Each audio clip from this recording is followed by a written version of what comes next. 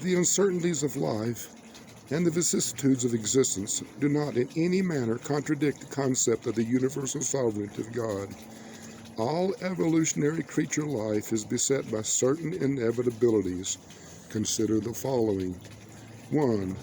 Is courage, strength of character, desirable? Then must man be reared in an environment which necessitates grappling with hardships and reacting to disappointments. 2. Is altruism, service of one's fellows, desirable? Then must life experience provide for encountering situations of social inequality. 3. Is hope, the grandeur of trust, desirable? Then human existence must constantly be confronted with insecurities and recurrent uncertainties. 4. Is faith, the supreme assertion of human thought, desirable? Then must the mind of man find itself in that troublesome predicament where it ever knows less than it can believe. 5. Is the love of truth and the willingness to go wherever it leads desirable? Then must man grow up in a world where error is present and falsehood always possible. 6. Is idealism, the approaching concept of the divine, desirable? Then must man struggle in an environment of relative goodness and beauty, surrounding stimulated of the irrepressible reach for better things.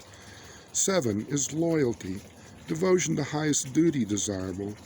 Then must man carry on amid the possibilities of betrayal and desertion. The valor of devotion to duty consists in the implied danger of default. 8. Is unselfishness, the spirit of self-forgetfulness, desirable? Then must mortal man live face to face with the incessant clamoring of an inescapable self for recognition and honor. Man could not dynamically choose the divine life if there were no self-life to forsake. Man could never lay saving hold on righteousness if there were no potential evil to exalt and differentiate the good by contrast. 9. Is pleasure, the satisfaction of happiness, desirable? Then must man live in a world where the alternative of pain and the likelihood of suffering are ever-present experiential possibilities. Throughout the universe, every unit is regarded as a part of the whole.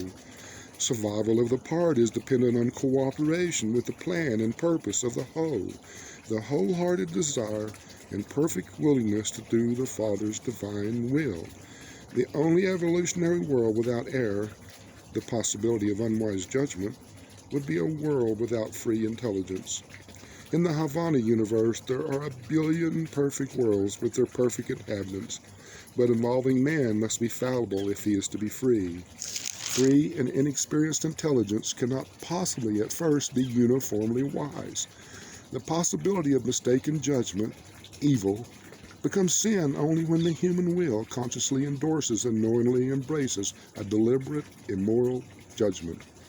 The full appreciation of truth, beauty, and goodness is inherent in the perfection of the divine universe.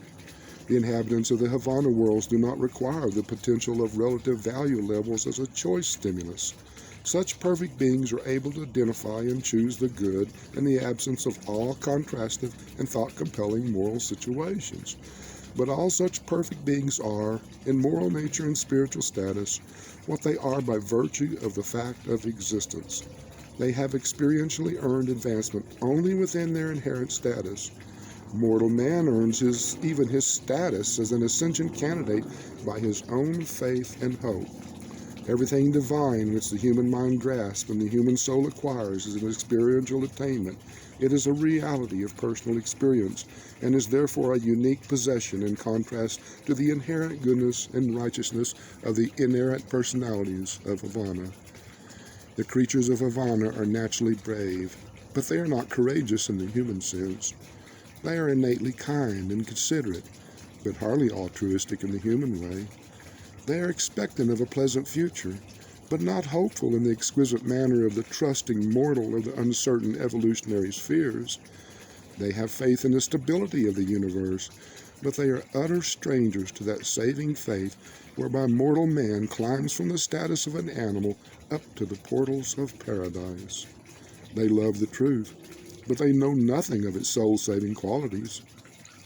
They are idealists, but they were born that way. They are wholly ignorant of the ecstasy of becoming such by exhilarating choice. They are loyal, but they have never experienced the thrill of wholehearted, intelligent devotion to duty in the face of temptation to default. They are unselfish, but they never gain such levels of experience by the magnificent conquest of a belligerent self. They enjoy pleasure, but they do not comprehend the sweetness of the pleasure escape from the pain potential.